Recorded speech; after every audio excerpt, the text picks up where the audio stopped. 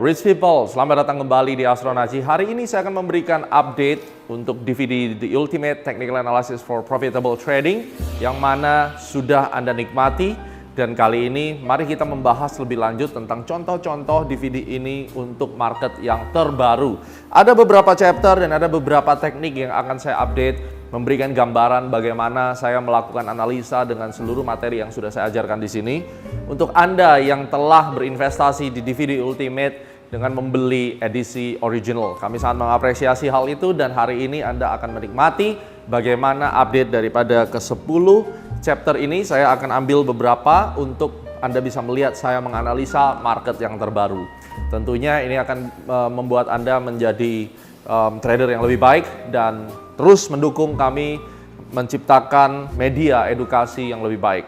So, mari langsung saja kita ke chart. Kita akan melihat beberapa teknik yang akan saya share update-nya dan kita akan coba untuk melakukan analisa di beberapa market. Ini saya akan update tentang menentukan support resistance. Tapi support resistance ini dijumpai pada area tengah ini. Kenapa di tengah ini? Kita perhatikan ya. Ini ada dua area yang saya spot.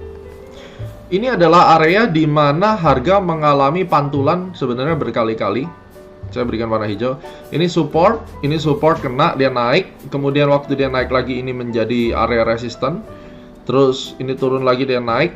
Jadi ini ada 3 poin. 1 poin, 2 poin, 3 poin. Yang support resisten berganti-ganti. Itu kalau kita tarik, kemungkinan besar akan menjadi area yang cukup kuat. Ini area tengah nih, yang dibolak-balik, kena, jatuh lagi kayak ini, kena, jatuh lagi kan. Ternyata setelah sampai sini, teorinya sama. Dia bablasin ke atas, tapi membentuk divergence. Makanya ini gold turun di sini. Ya. Dia mencoba naik lagi sih, tapi ini bukan support yang kuat. Sebenarnya support yang kuatnya nanti ada di moving average ini. 90 ini, terus kemudian ada ekor di sini. Ini akan menjadi area support kuat. Jadi dia sedang berlomba untuk mencoba turun sebenarnya, tapi sekarang nafas sedikit sehingga saya biasanya bisa turunkan ke time frame yang lebih kecil. Saya akan menunggu kalau ada trend line yang nanti begini bentuknya dan dia tembus trend line ini, maka saya akan masuk sell. Sementara biarkan dulu dia mompa ke atas dan kita melihat kita harus cari dong ya resisten yang kuatnya di mana nih yang kemungkinan akan menghantam dia. Walaupun M30 saya tidak terlalu sarankan, tapi ini metode price action-nya dulu, munculnya resisten kuat dan kemudian Anda akan melihat nanti price action-nya itu dia jatuh gitu misalnya, setelah menyentuh dia bikin pin bar dan seterusnya, maka itu bisa digunakan ya. Maka kalau kita lihat ini adalah support yang signifikan, dia tembus ke bawah, maka ini akan juga menjadi resisten yang seharusnya signifikan. Mungkin di area sini saya ambil karena ini banyak hijau merah tutup bukanya di daerah sini ya, dan ini adalah area confluence daripada moving average. Kalau kita sempitkan lagi di M30, maka ini yang areanya saya ganti dulu warnanya, kita rubah warna merah. Nah ini biar kelihatan ungu, ini adalah area daripada potensi kenaikannya sampai di sini. Lalu setelah kenaikannya sampai di level tersebut, katakan ini low-nya ya, maka dia akan drop lagi ke bawah. Nah, kapan kita sell? Biasanya saya akan menunggu apakah ada inside bar di level ini ataukah ada pattern-pattern yang lain ya di M30-nya, baru akan saya sell. Jadi itu adalah strategi bagaimana kita bisa menggunakan support resistance ini untuk mengoptimize dan meningkatkan probability profit kita di market. Hello rich people, saya akan memberikan contoh juga mengenai support resistance ya untuk gold ya khususnya. Nah, di sini kita sudah melihat chart gold ya, bahwa gold ini tadi pagi sempat membuat gap, dan kalau kita lihat di chart menuju chart time frame H1 ini kita lihat ya, ada area-area yang menjadi area resisten terbaru dari gold ya. Di situ kita lihat gold ada ekor, di mana ekor itu berarti rejection dari area resisten biasanya.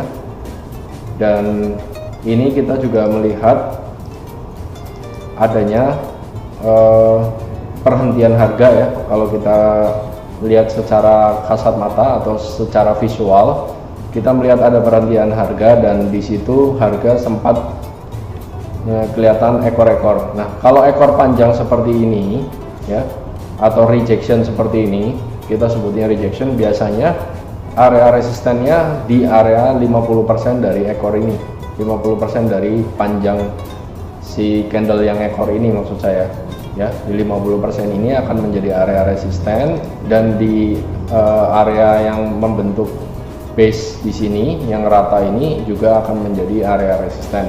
Maka dari itu ini akan menjadi area cluster dari resisten ya. Zona resistennya ada di sini, dan di sini kita harus siap-siap mencari pola untuk sell ya. Karena kalau kita melihat H4 ini ada peluang bahwa gold selesai primary-nya dan siap kembali membuat secondary reaction. Nah, kalau kita balik ke sini, area momentumnya ini masih di area netral ya, masih menghadap ke atas, artinya penguatannya mungkin masih ada, tapi mulai terbatas karena sudah mendekati area overbought ya. Dan ini kita lihat secara price juga sudah mencapai area resisten. Di sini H4 kita lihat ada gap ya, ada gap di sini. Gap itu juga bisa menjadi area perhentian harga untuk support resisten ya. Jadi idealnya gold ada peluang sell sampai gap ini tertutup. Tertutupnya di area sekitar sini ya, 1572, area bodinya aja, atau paling minimal di area ekornya ini ya. Karena ini gap dan ada peluang turun, lalu di H4 juga sudah masuk area resisten, dan kebetulan ini juga area klasik resisten ya.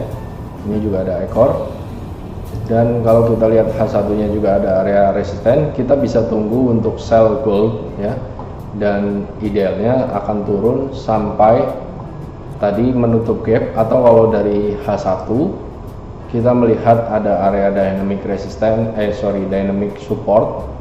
Kita melihat ada area dynamic support di EMA 21 dan EMA 34 ya. Kita bisa ambil take profit di sana.